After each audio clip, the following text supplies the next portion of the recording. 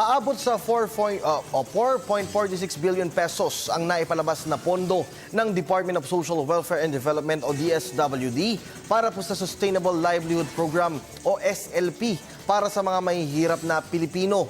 Ayon po sa DSWD, ito ay mula po sa taong 2011 hanggang taong 2015. Ang SLP ay isang programa para mapabuti ang estado ng pamumuhay ng mga benepisyaryo nito. Kabilang na po rito ang micro-enterprise development at employment facilitation.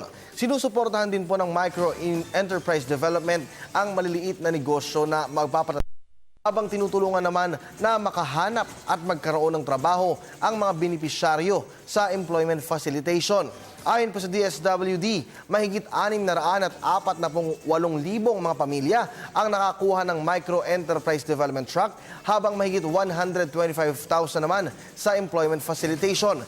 Ito po sa kabuuan na 773,796 na pamilyang benepisyaryo ng ahensya.